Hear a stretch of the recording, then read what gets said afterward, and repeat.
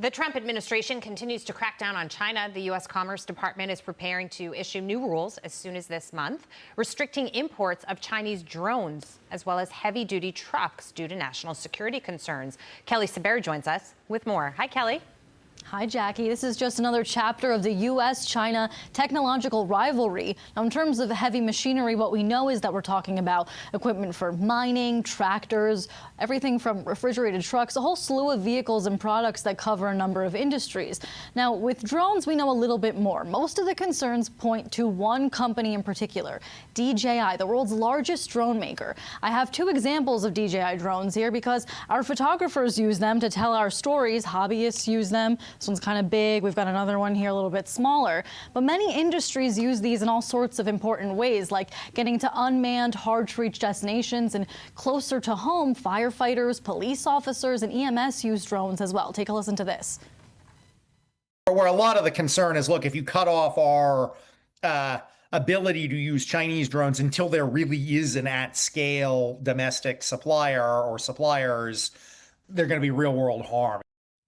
The White House launched an investigation to determine if the president can use the same authority he uses to tariff steel or cars to tariff Chinese drones in the name of national security. Critics argue that the U.S. alternatives that we're seeing are not yet on par technologically, that they won't be nearly as affordable, and that many industries, like fire and police, as I mentioned, will be left without critical technology that they need to keep us safe. Jackie? Kelly Saberi, thank you for that. And this was an issue during the campaign, and it's come up many times. We've discussed the drones, for example, as one issue for national security. Brian, what do you think?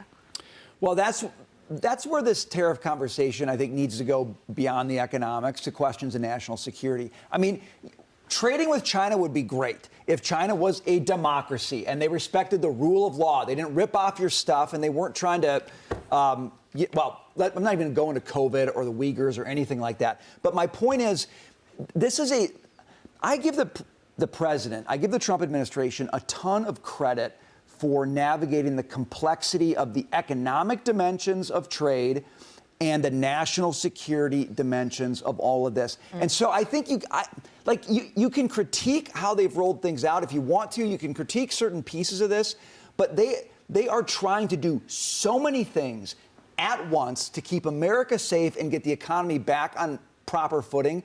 And you know their intention is prosperity. And so I just think you've got to give them some grace on this. And this is a great example of this. The drones are a great example of this. China's trying to spy on U.S. trade negotiators by impersonating congressmen during that process. Another example of these guys are always doing something. I'm really glad you made that point, because I think it's an important point, which is in previous administrations, we'd see the president stick his head in the sand, act like an ostrich, like none of this was going on and everything's totally okay, kicking the can down the road so that America's children can deal with it in 20 or 30 or 50 years, whatever the case may be. At least, again, this administration is trying something. Maybe not everything they try is going to work, but they're trying, like Brian said, with the best intentions at heart. You raised the issue. I agree. I was just sitting here thinking, from on high, thank goodness that Kamala Harris is not the president of the United States.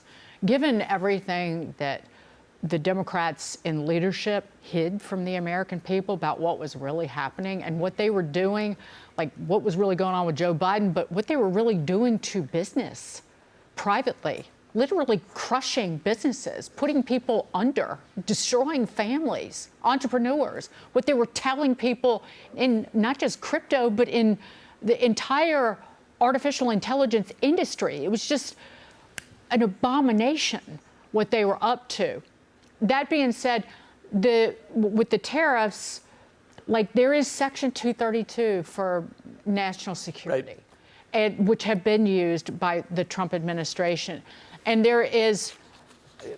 people are craving kind of coherent communication about what the Trump administration is doing with, say, oh, NVIDIA and AMD can export lower-level chips to China, and the American government is going to keep 15% of the revenue.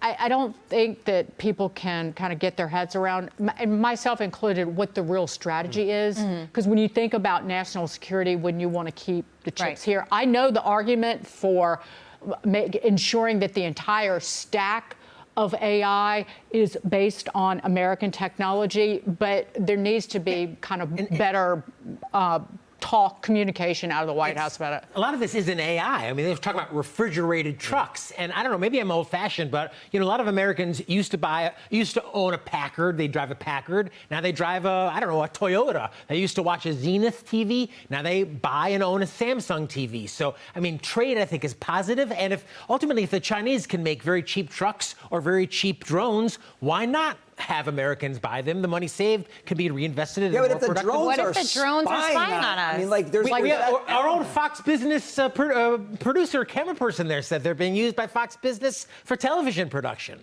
I think what's I'm not arguing against that. Brian, I think what's unappreciated to this day, nearly 10 years after the fact, is the way the Trump administration in 1.0 completely changed the conversation on China forever. Yeah. From friendly trading partner to something else, and both parties have embraced it. And I think the spy balloon 4 years ago reminded us of that. Yeah. I'm keen on this idea of resource nationalism, where everything, not just chips and AI, but copper and aluminum and steel. And I think the copper tariffs reminded us of that here. So there are so many fronts to this battle. I still think it's very early. And also, it's what the president says that, when we opened up trade with China, then you had generations of people here in America that got used to consuming cheap stuff that they don't necessarily need. But that's the same argument with spending. When you try to take it away from people and they've had it, it's very hard to do. When all this stuff floods the marketplace, it's very hard to tell people, we're changing and rewriting the script on this. And I think that takes some time for implementation. I personally worry about what happens with the next administration or the one after that, whenever a Democrat does get back in the Oval Office and then wants to reverse course on this. Are we going to really get anywhere? But at least we're having these conversations now. All right. Yeah, I was just going to say it's everywhere, though. Like shipping cranes used for espionage, agro-terrorism by people, by Chinese communists who were studying at University of Michigan. Numerous people arrested spying or trying to spy on our military installations across the United States. So you got the whole TikTok of it too. That we don't know where we stand on that anymore, but that was part of that. Yeah, I was in favor of just getting rid of that, ban it.